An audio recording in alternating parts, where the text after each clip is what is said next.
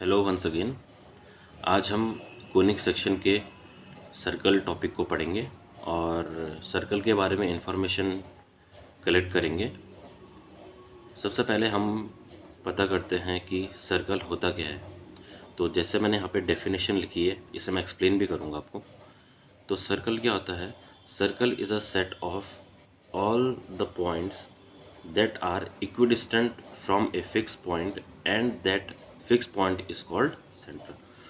तो इसे अगर हम एक इजी लैंग्वेज में समझें तो सर्कल एक कलेक्शन है सेट ऑफ पॉइंट्स का, और वो सारे सेट ऑफ पॉइंट्स एक पर्टिकुलर पॉइंट से इक्विडिस्टेंट रहते हैं। इक्विडिस्टेंट मतलब कि वो जो सेट ऑफ पॉइंट्स है उनका जो डिस्टेंस है एक पर्टिकुलर पॉइंट से वो हमेशा इक्वल रहता है। अब हम इस डेफिनेशन को इस फिगर के थ्रू समझेंगे। तो देखिए, जैसे ये एक सेंटर है और ये वो सारे पॉइंट्स है, ये सेट ऑफ पॉइंट्स है जो मैंने आपको डेफिनेशन में समझाया है। ये वो सारे सेट ऑफ पॉइंट्स है जो ये डॉट्स हैं, ठीक है। तो ये वो पॉइंट है जो फिक्स है, और सपोज करो हमने इस पॉइंट को यहाँ पे कनेक्ट करा, और अब मैं इन सारे सेट ऑफ पॉइंट्स को क्या कर रहा हूँ, इन सबको क्या कर रहा हूँ, जोड़ रहा हूँ, ठीक है। तो मैंने इन सारे पॉइंट्स को मिला दिया, तो देखिए हमारा पूरा एक सर्कल बन गया।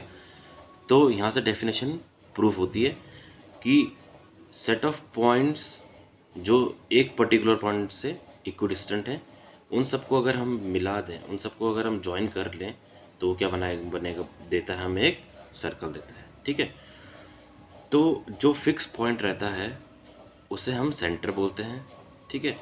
और ये जो बी पॉइंट है, ये हमने कोई भी पॉइंट ले लिया सर्कल पे, तो सर्कल क्योंकि ये इक्विडिस्टेंट है, तो अगर हम यहाँ पे ये पॉइंट ले रहे हैं तो ये एक्स वाई होगा। सपोज हम यहाँ पे इस पॉइंट को लेते हैं तो यहाँ पे भी एक्स वाई होगा, यहाँ पे भी एक्स वाई होगा, और यहाँ पे भी एक्स वाई होगा।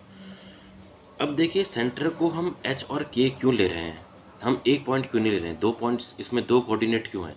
क्योंकि कोनिक सेक्शन जो होता है वो 2D होता है। 2D का मतलब 2 डायमेंशनल होता है, उसमें 2 डायमेंशंस होती हैं। जैसे आपको मैं एक्सप्लेन कर देता हूँ। 2 डायमेंशंस का मतलब है कि दो एक्सेस होती हैं, जैसे ये हमारी हो गई वाई एक्सेस और ये हमारी हो गई एक्स एक्सेस। तो इसमें दो कोऑर्डिनेट्स रहेंगे, जैसे एक्स और वाई। तो कोनिक सेक्शन हमेशा 2D, 2 डायमेंशन में डील करता है, इसलिए यहाँ पे हमने दो कोऑर्डिनेट्स लिए हैं। ये है x1 y1 कोऑर्डिनेट, और ये है x2 y2 कोऑर्डिनेट, ठीक है। ये समझ में आ गया? ये इसका सेंटर हो गया, ये कोई एक पॉइंट हो गया सर्कल पे, ठीक है। और ये पूरा हमें एक सर्कल मिल गया। अब देखिए, जो ए से लेके बी का डिस्टेंस होता है, इसे हम रेडियस बोलते हैं। ये आपने छोटी क्लासेस में भी पढ़ा होगा। तो distance of centre to the circumference is called radius.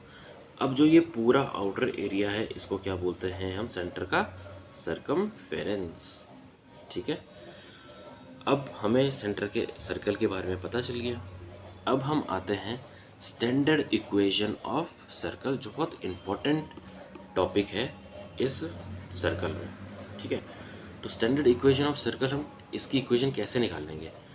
तो इसके लिए हमें डिस्टेंस फार्मूला आना चाहिए। तो डिस्टेंस फार्मूला होता क्या है? चलिए मैं आपको डिस्टेंस फार्मूला थोड़ा एक्सप्लेन कर देता हूँ। तो डिस्टेंस फार्मूला, कोई भी एक स्ट्रेट लाइन है और उसमें एक और बी पॉइंट ले लिया हमने। ए के कोऑर्डिनेट हमने मान लिए x1 y1, और बी के कोऑर्डिनेट्स हमने मान लिए x2 और y2, ठीक है।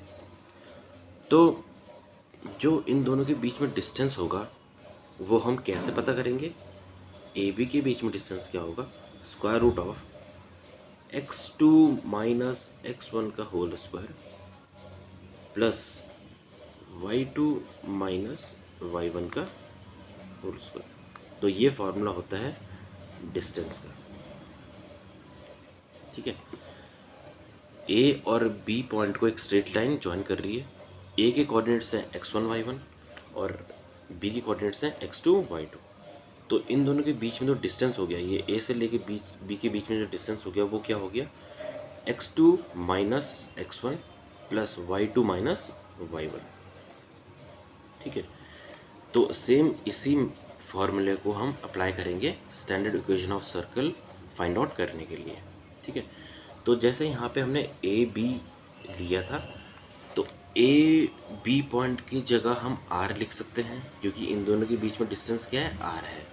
तो आर इज इक्वल टू, अब हमने x2 y2 xy को माना था और h और k को हमने x1 और y1 लेट किया था। ठीक है, तो फार्मूला लगाइए, क्या था फार्मूला, x2 माइनस x1 का होल स्क्वायर। x2 यहाँ पे क्या है, x है, तो x माइनस x1 क्या है, h, तो x माइनस h का होल स्क्वायर मतलब x2 माइनस x1 का होल स्क्वायर प्लस y2, अब y2 क्या है इसमें, y, अब y1 क्या है, k, y माइनस k का होल स्क्वायर।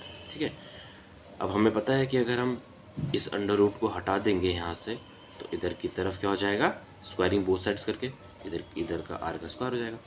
तो x माइनस h का whole square plus y minus k का whole square is equal to r square आ गया।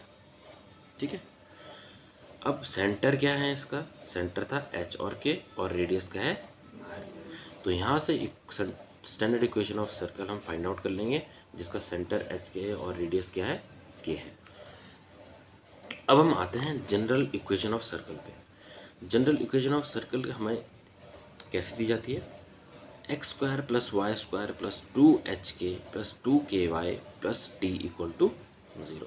ठीक है, जिसमें सेंटर हमारा होता है माइनस h माइनस के, और रेडियस फाइंड आउट कैसे करते हैं, एच स्क्वायर प्लस के स्क्वायर माइनस डी का अंडर रूट। ठीक है, बट ये एनसीईआरटी में नहीं है, ये मैंने आपको ऐसे ही एक्सप्लेन कर दिया। ठीक है, आप इसे एक बार देख लीजिए पूरा। ठीक है, थैंक यू वेरी मच।